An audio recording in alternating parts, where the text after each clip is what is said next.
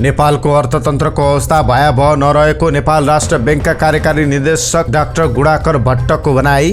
राष्ट्र बैंकद्वारा विलासिताका वस्तु आयातमा रोक, कुन वस्तुको आयात रोकियो, यो सम्बन्धी सम्पूर्ण जानकारी। रेमिटान्स आम्दानी बढाउन श्रम मन्त्री श्रेष्ठका दर्जन प्रस्ताव, सामाजिक सञ्जालमा प्रस्तावको प्रशंसा। के नेपाल साँच्चीकै आर्थिक रूपमा श्रीलङ्का जस्तै बन्न लागेको हो त? यस्तो छ वास्तविकता? यो सम्बन्धी सम्पूर्ण जानकारी तपाईमाझ प्रस्तुत गर्नेछौँ। एमाले र केपी ओलीका कारण मधेसी जनताले अधिकार नपाएको माओवादी केन्द्रका अध्यक्ष पुष्पकमल दाहाल प्रचण्डको भनाई। निर्वाचन आचार संहितामा एमालेको 6 बुँदे असहमति। हिजोको मन्त्री परिषदको बैठक, चिनिया कम्पनी गेजुवाबाट खोसियो बुढी गण्डकी आयोजना अब नेपाल सरकारले नै बनाउने। संक्रमणकालीन न्यायसँग सम्बन्धित बाँकी काम टुङ्गो लगाउने नवनियुक्त कानुन मन्त्री गोविन्द प्रसाद शर्मा पौडेलको भनाई। काठमाडौँमा फोहोर थुप्रनु नेपालीको लागि बेइज्जत र लाजमर्दो कुरा रहेको प्रधानमन्त्री शेरबहादुर देउवाको भनाई। कांग्रेसले लोकतन्त्र दिवसका दिन घोषणापत्र सार्वजनिक गर्ने। भारतको दिल्लीमा फेरि कोरोना संक्रमितहरू बढ्दै। धनुषाको हंसपुर नगरपालिकामा साथीलाई गोली हानी हत्या गरेको आरोपमा मनोज महरा पक्राउ। भारतमा पनि पेट्रोलियम पदार्थको मूल्य थेगी नसक्नु, विवाहमा दुला दुलैलाई पेट्रोल र डिजल उपहार। 8 महिनामा मोबाइल आयातमा 31 अर्ब रुपियाँ बाहिरियो। सुस्ताइरहेको शेयर बजारमा हरियाली, शेयर बजारका सबै उपसमूह बढे। आजबाट उपकार लघुवित्त वित्तीय संस्थाको आइपिओ आउँदै। कति आवेदन र कहिलेसम्म आवेदन दिने, यो सम्बन्धी जानकारी। चलचित्र ए मेरो हजुर 4 मा चर्चित र्यापर जिबबको र्याप। युक्रेनको बुचा नरसंहारको विरुद्ध विश्वव्यापी क्रोध, विभिन्न देशहरूमा प्रतिक्रियात्मक प्रदर्शनहरू। अमेरिकी सभामुखको आसन्न ताइवान भ्रमणमा चीनको आपत्ति, रद्द नगरे कडा कदम चाल्ने चेतावनी। रुसतर्फ ढल्किए भारतले ठूलो मूल्य चुकाउनु पर्ने अमेरिकाको चेतावनी। सुप्रभात, म सुजन पौडेल। सदाका दिन जस्तै आज पनि हामी देशभरका महत्त्वपूर्ण खबर लिएर तपाईमाझ उपस्थित भएका छौँ। आजको समाचार सुरुवात गरौँ नेपालको पछिल्लो आर्थिक अवस्थाको प्रसङ्गबाट। नेपाल राष्ट्र बैंकका कार्यकारी निर्देशक तथा प्रवक्ता डाक्टर गुडाकर भट्टले नेपालको अर्थतन्त्रको अवस्था भयावह नभएको बताउनु भएको छ। बिहिबार काठमाडौँमा आयोजित एक साक्षात्कारमा बोल्दै उहाँले नेपालको अर्थतन्त्र भयावह अवस्थामा नरहेको र अर्थतन्त्रका आधार कमजोर नरहेको भन्दै अहिले देखिएका दबावलाई पनि भोलिका दिनमा सम्बोधन गर्न सकिने बताउनु भएको छ। उहाँले नेपालको मुद्रास्फीतिमा पनि समस्या परेको उल्लेख गर्नुभयो। शोधनान्तर स्थिति, नेपालबाट कति रकम बाहिर गयो, नेपालमा कति रकम बाहिरबाट आयो भन्ने कुरा हेर्दा शोधनान्तर स्थिति 247 खर्बले घाटामा रहेको उहाँले बताउनुभयो। भट्टले गत वर्ष मात्रै नेपालले 50 अर्बको चामल आयात गरेको तथ्याङ्क उल्लेख गर्दै यो वर्षको 8 महिनामा मात्रै हेर्दा 37 अर्बको चामल आयात गरेको जानकारी दिनुभयो। औषधि लगायतका अत्यावश्यक वस्तु आयात गर्नका लागि विनिमय सञ्चित जतन गर्नुपर्ने उहाँको भनाइ छ। अहिलेको मूल्य वृद्धिले हामीले पेट्रोलियम पदार्थको उपयोगमा अलिकति किफायती बन्नुपर्छ भन्ने देखाएको र विदेशी विनिमय सञ्चितमा चनाखो हुनुपर्ने उहाँले बताउनुभयो। नेपाल राष्ट्र बैंकका प्रवक्ता कार्यकारी निर्देशक गुडाकर भट्टले पछिल्लो समय घट्दै गएको विदेशी मुद्रा सञ्चित घट्न नदिनका लागि विलासिताका वस्तु आयातमा रोक लगाइएको बताउनु भएको छ।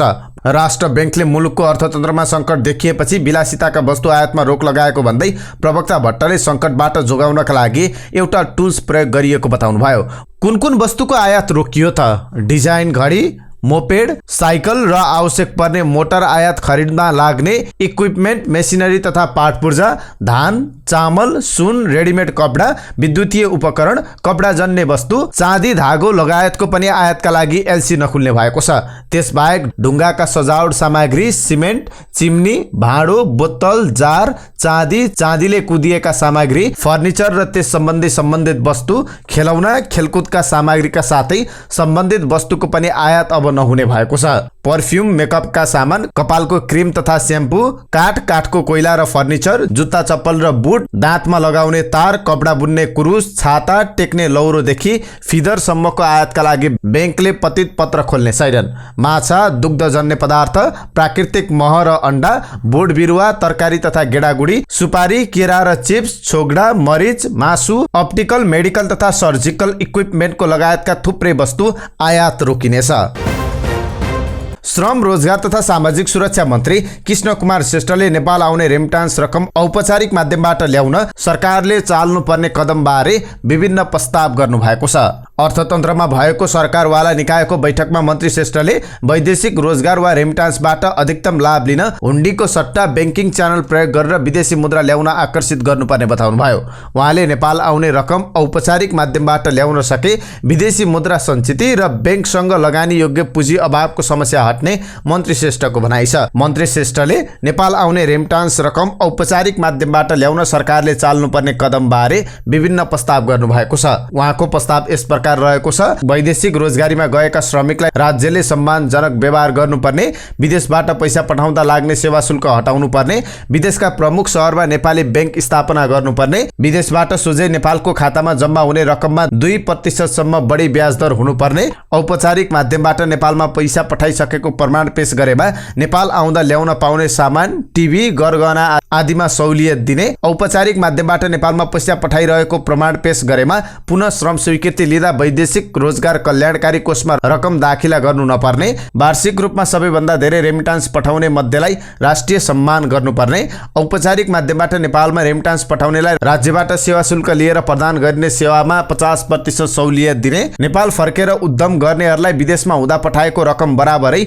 रकम निश्चित समयका लागि बिना ब्याज उपलब्ध गराउने, वैदेशिक रोजगारीमा जाने श्रमिकको ब्याङ्क खाता अनिवार्य गर्ने, सरकारले तोके बाहेक अन्य तरिकाबाट वैदेशिक रोजगारीमा जान पूर्ण रोक लगाउने र वैदेशिक रोजगारीमा जान विद्यमान प्रक्रियालाई सहज र सरल बनाउनु पर्ने उहाँको सुझाव छ।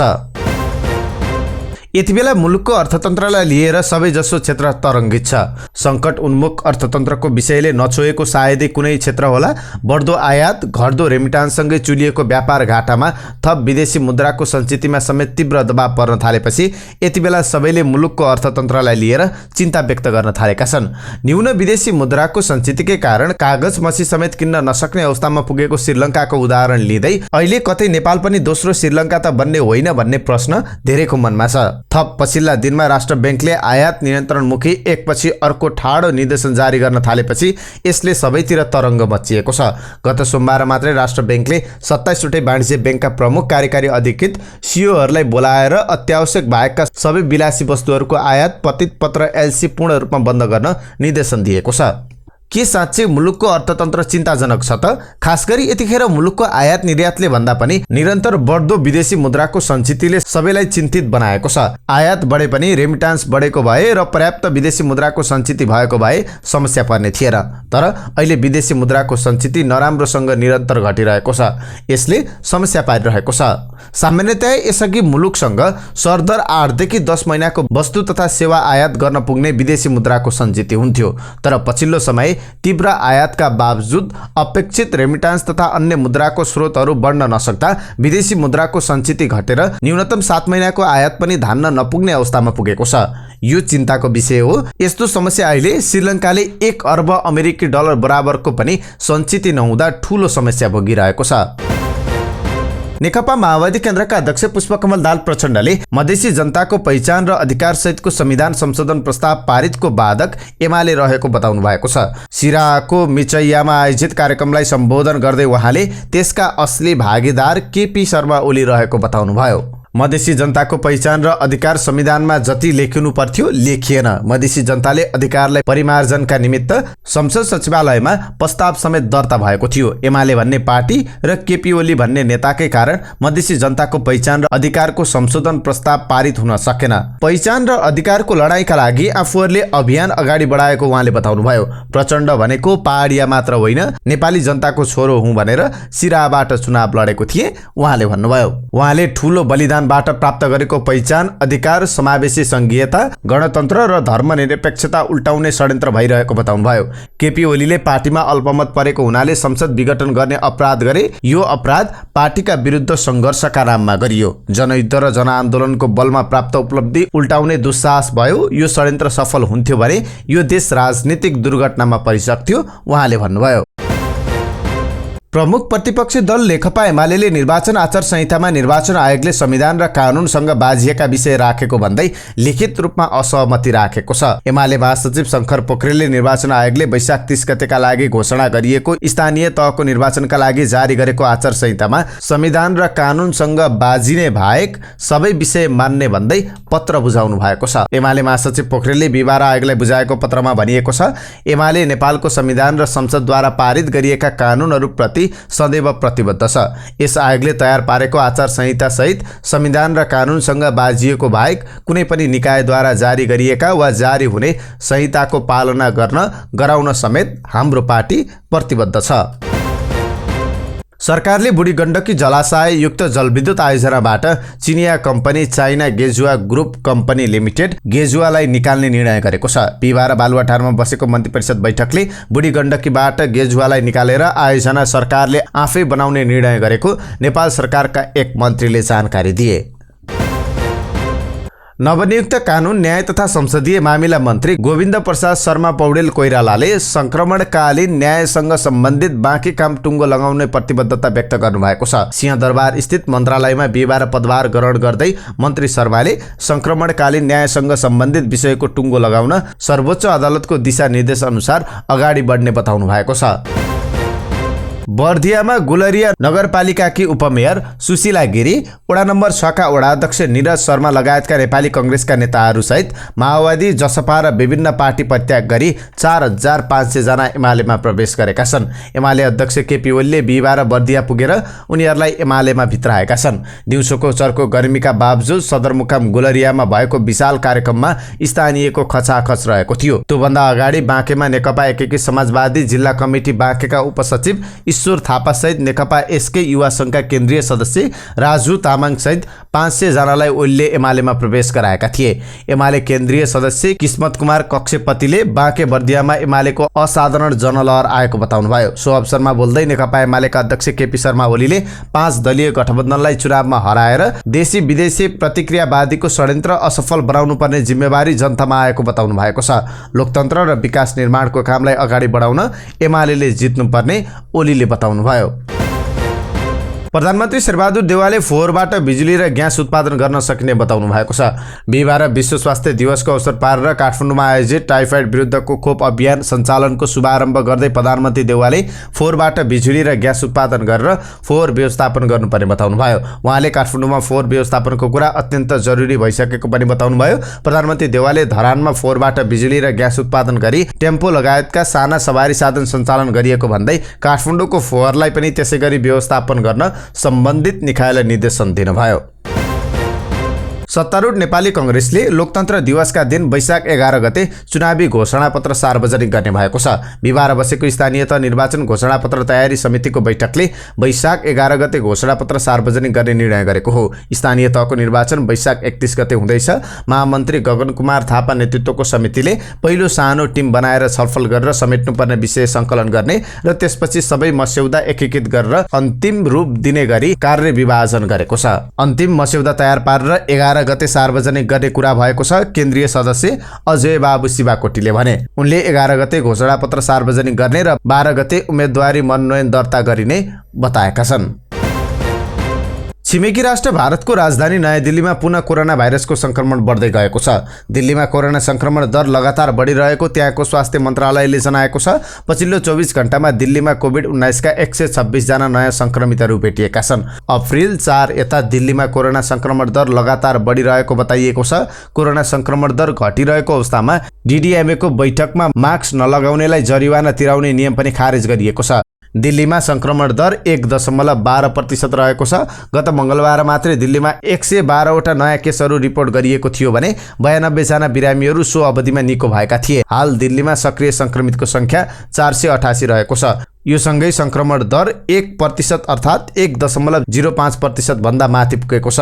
होली अघि दिल्लीमा संक्रमण दर 1% भन्दा माथि थियो भने होलीपछि 0.87% को हाराहारीमा झरेको थियो। यस्तो अवस्थामा फेरि एकपटक संक्रमण दर बढ्दै गएको अवस्थामा त्यहाँका जनताहरू चिन्तित बनेका छन्। नेपाली कांग्रेसका प्रवक्ता डाक्टर प्रकाश शरण महतले सत्तारूढ दलहरू बीच स्थानीय तहको आसन्न चुनावमा गर्न लागि चुलमेलले हल्देकालीमा रहेको कालिका माध्यमिक विद्यालयको बिहिबार आयोजित 61औं वार्षिक उत्सव कार्यक्रममा उहाँले तालमेलले राजनीतिक दलहरू बीच सौराज उम्मेदवारको टिकट भाग नपुग्ला भनेर निराश नहुन युवा पंक्तिहरूलाई आग्रह गर्नुभयो। बुधबार बेलुका सर्लाहीको मलङ्गुवा नगरपालिका 9 लचका चोकमा भारतीय नागरिकको गोली हानी हत्या भयो। भारत बिसुनपुरका 35 वर्षीय इन्दल महतोमाथि पिस्तोलबाट 2 राउन्ड गोली प्रहार गरिएको थियो। बेलुका 7:40 बजे मोटरसाइकलमा आएको 3 जनाको समूहले मोटरसाइकलमै सवार महतोमाथि गोली चलाएका थिए। सर्लाही प्रहरीका अनुसार महतो BR 30A 8545 नम्बरको मोटरसाइकलमा सवार थिए। सीमावर्ती भारतबाट करिब 200 मिटर टाढा आएर हतियारधारी समूहले गोली हानेको प्रहरीले आशंका गरेको छ। भारतबाट मोटरसाइकलमा आएका व्यक्तिले गोली हानेपछि उतै भएको स्थानीयले बताएका छन्। सर्लाहीका प्रहरी उपरीक्षक प्रवीण कुमार पोखरेलले भन्नुभयो, महतोको शवको पोस्टमार्टम प्रादेशिक अस्पताल सर्लाहीमा भइरहेको छ। घटनापछि उनका बारे प्रहरीले भारतीय प्रहरीसँग जानकारी मागेको थियो। आपराधिक पृष्ठभूमिका रहेका कारण महतो पहिलेदेखि नै 1 वर्ष अघि भारतमा बालकको हत्या गरेर नेपालमा बस्दै आएका थिए। महतो 1 वर्ष अघि भारतमा बालकको हत्या गरेर नेपाल बस्दै आएका थिए। पोखरेलका अनुसार बिसुनपुरका 5 वर्षीय बालक सुरेन्द्र महतोको हत्या आरोप उनीमाथि छ। बालक महतोलाई गोली हानी हत्या गरिएको थियो। त्यो घटनामा भारतीय प्रहरीले महतोलाई खोजी गरिरहेको थियो। भारतीय प्रहरीको निगरानीमा परेका महतो मलङ्गुवामा बस्दै आएका थिए। उनको पेसा व्यवसाय केही पनि खुलेको छैन। भारतमा उनी विरुद्ध अपराधका थुप्रै मुद्दाहरू रहेको बुझिन आएको छ। महतोको साथबाट मोबाइल र 13वटा सिम कार्ड फेला परेको छ। उनको मोबाइलमा धम्कीपूर्ण मेसेज आएको देखिन्छ। मोबाइल र सिम कार्ड फरेन्सिक ल्याबमा पठाइएको छ। महतोका भाइ इन्द्रजितको पनि सन् 2016मा भारतमा हत्या भएको थियो। भारतबाट उनकी श्रीमती लगायत आफन्त आउँदैछन्, जाहेरी दिँदैछन्। साथीको चक्कु र गोली हानी हत्या गरेको अभियोगमा 1 युवक पक्राउ परेका छन्। धनुषाको हंसपुर नगरपालिकामा गोली हानी साथीलाई गौखेतमा फालेका युवकलाई धनुषा प्रहरीले पक्राउ गरेको छ। पक्राउ पर्नेमा धनुषाको हंसपुर नगरपालिका 7 नौवा खोरका 20 वर्षीय मनोज महरा रहेका छन्। ग्रेस कुमार कीर्तिनालाई उनका साथीहरूले उपहार स्वरूप 1 लिटर पेट्रोल र 1 लिटर डिजल दिएका छन्।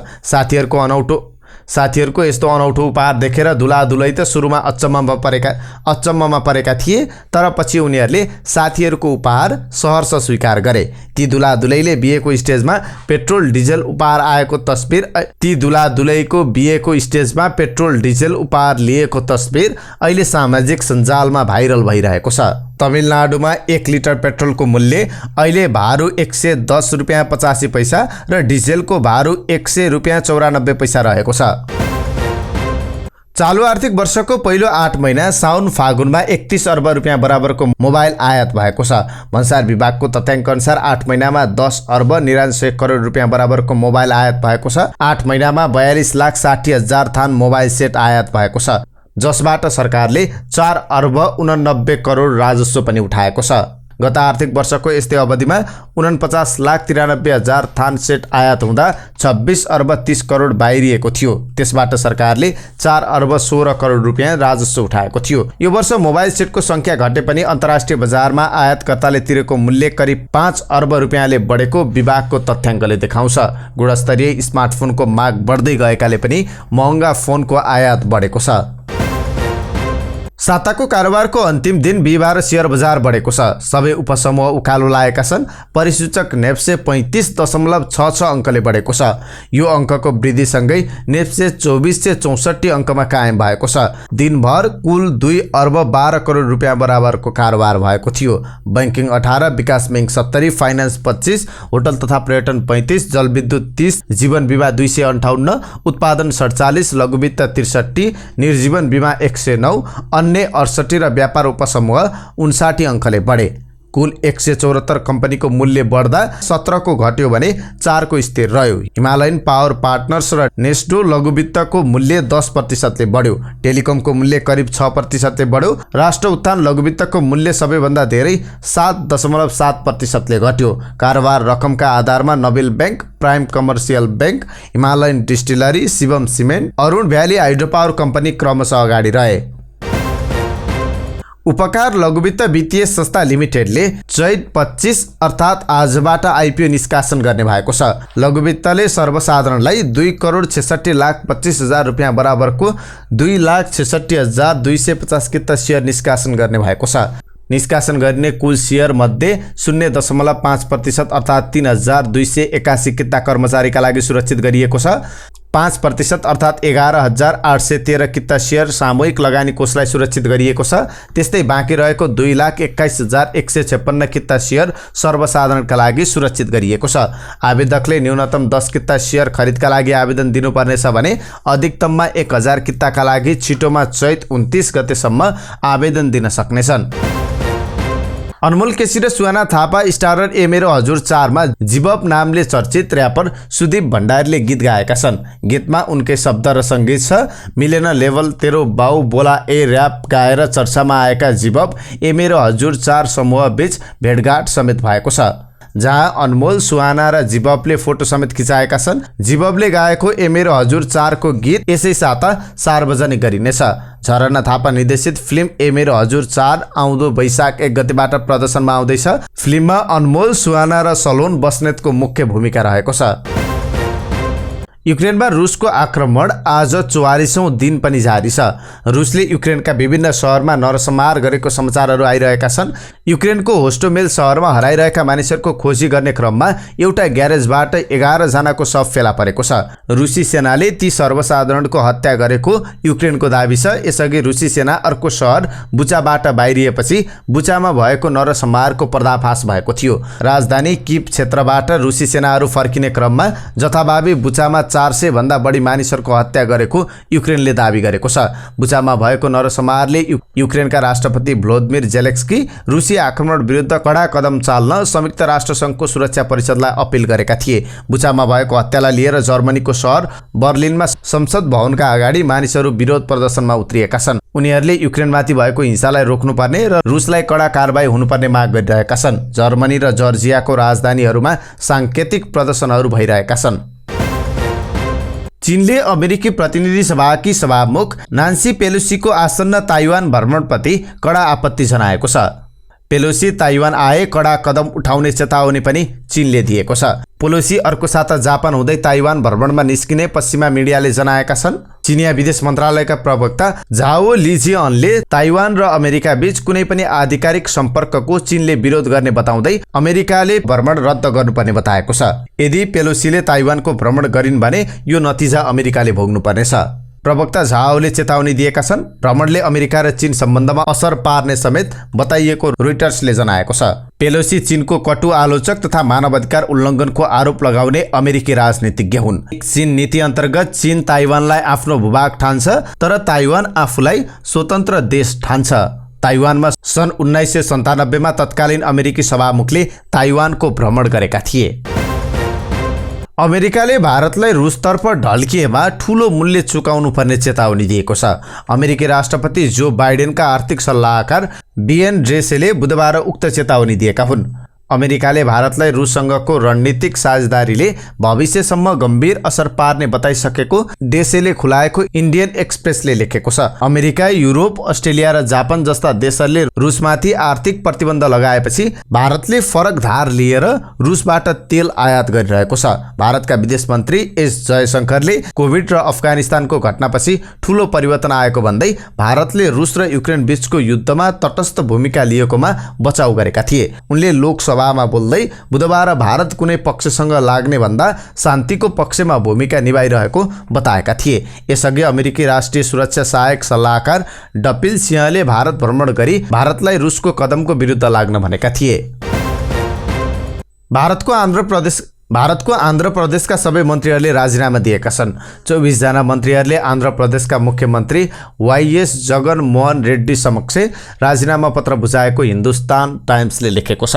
बिहिबार अमरावती सचिवालयमा बसेको 3 घण्टा लामो बैठकपछि मुख्यमन्त्री रेड्डी समक्ष उनीहरूले राजीनामा पत्र बुझाएका हुन्। मुख्यमन्त्री रेड्डी वाइएसआर कांग्रेस पार्टी अध्यक्ष समेत हुन्। मन्त्रीहरूको राजीनामा पत्र गभर्नर विश्वभूषण हरिशचन्दलाई साँझ पठाइएको छ। राजीनामा पत्र पाए लगत्तै स्वीकृति भएको छ। सूचना तथा जनसम्पर्क मन्त्रीले भनेका छन् वरिष्ठ नेताहरूलाई जिम्मेवारी दिन सो निर्णय लिएको बताए। नयाँ मन्त्री परिषद गठन गर्नका लागि उनीहरूले राजीनामा दिएको बुझिएको छ।